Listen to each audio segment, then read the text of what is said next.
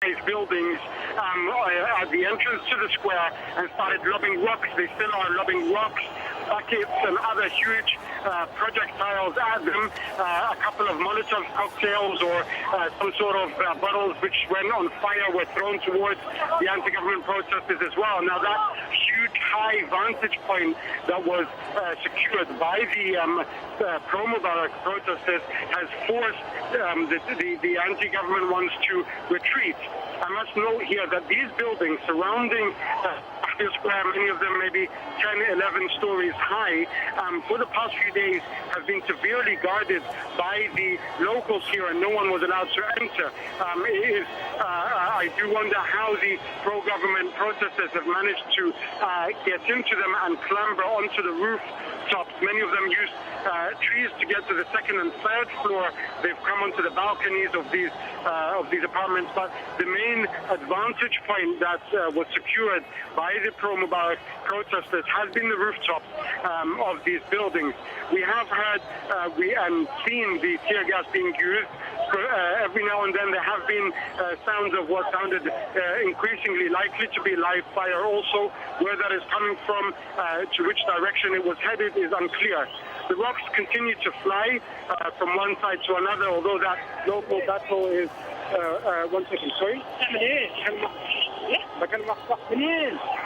Let's go from there to one of our other correspondents in another part of Tahrir Square. You can see that tear gas is certainly wafting from the ground level up through those buildings. On the left-hand side of the screen, of course, our correspondent saying that pro-government supporters have commandeered a high-rise building and are throwing missiles onto the anti-government supporters who've retreated at least 100 metres back into Tahrir Square. Let's join our correspondent who's very close to those demonstrations as well. Just tell us what you were seeing.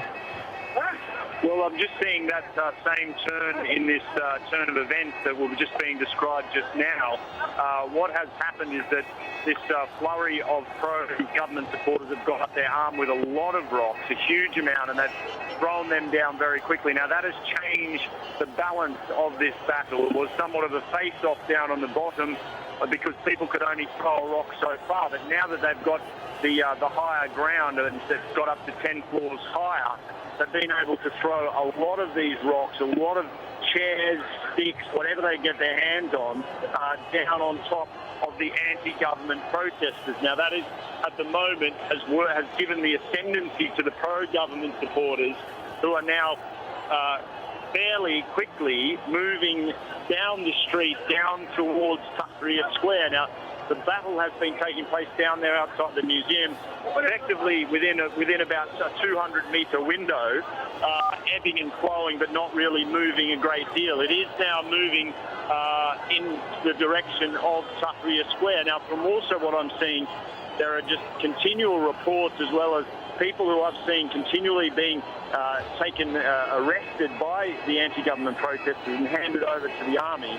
That they are, the word from here is that these are less pro-Mubarak supporters and more actual government security officers, police and other people. So it has really turned the tide in this battle. Now you can imagine Tahrir Square, the most famous, most important square in Egypt, is still very much in the hands of the people. It still has signs on it that were put up yesterday saying the people demand the removal of the regime. Now you can imagine if you are a police officer who has not been on the streets doing their job for the past few days because of what's taken place at the scene of yesterday, which many people around the world welcomed as people power and pro-democracy, would have a very different interpretation for you as an Egyptian police officer, to see people taking over the most important square in your city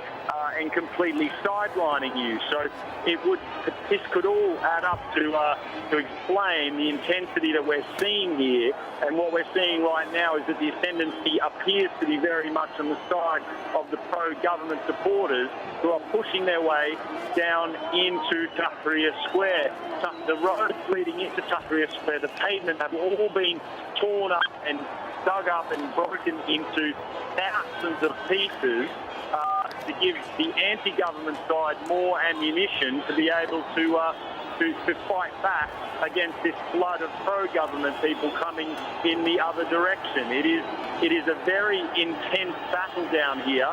These are chaotic scenes to be playing out on the streets of Cairo, and some of the scenes that's taken place here this afternoon of rudimentary cavalry charges of pro-government guys on horseback and on camels, riding camels, charging into groups of anti-government protesters is a sight that I've honestly got to say I never thought I'd see.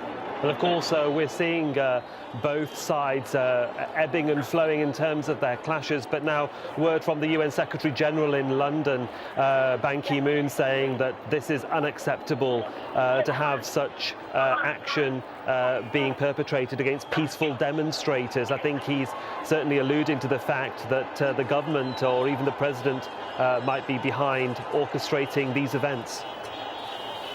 It would certainly appear to be that way, and that's what all the anti-government protesters are saying, is that these scenes are being orchestrated by President Mubarak to allow him to say to the world that he can bring stability and security to Egypt, and that he would be able to be giving himself by any means necessary. Now, I was in Tahrir Square when these clashes began, and I had been spent the morning wandering around commenting on how peaceful things were. It was a happy atmosphere, it was a communal atmosphere, people queuing up for water at the one tap in the middle of the square, waiting their turn, singing, obviously chanting for the downfall of the government, but certainly in a very peaceful and what anybody would call a very democratic way. Now, it was also the same scene yesterday in the square when perhaps 1 million people were here. Again, 1 million people or thereabouts in one part of the city, and virtually no clashes of any description, just purely peaceful people power. Now, fast forward the events until the arrival of these pro-government supporters, and when they first flooded into the square, they faced off with the anti-government protesters, and there was no violence. And on the anti-government side, some people's natural reaction when they saw this coming down was to arm themselves with some sticks or some rocks. Other people were saying, no, put those down. This is peaceful. We're keeping this peaceful. Well, I can tell you what I'm seeing now is a long, long way from being peaceful. Thank you very much, Dan. It's now 1500 hours GMT, 5 p.m. in Cairo. A curfew is supposed to be taking effect right now, but it's chaos in Cairo, as you can see on those live pictures there. There have been some very, very troubling developments in the last 3 hours. For the past 3 hours, there have been running street battles in and around Tahrir Square, where pro and anti-government supporters have been clashing. A lot of people injured. At least 100, according to one of our correspondents on the ground. Several skirmishes around Tahrir Square, especially on the side streets, as you can see on those live pictures there. And all this is happening as the army is standing by and watching. Jackie Rowland is one of our correspondents on the ground. She joins us live. Jackie, Tahrir Square is looking like a war zone right now.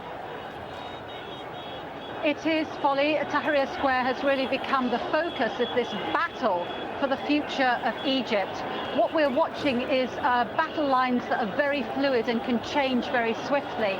Protesters have been using several military trucks that were basically hijacked by the pro-government supporters.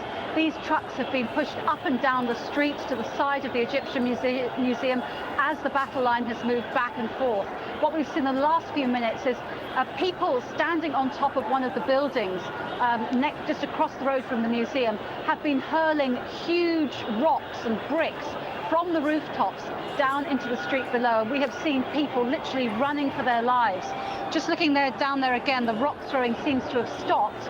And now we're watching the pro-government forces coming again. I mean, they're throwing anything they can get hands on. I mean, we've seen chairs being thrown, rocks being thrown.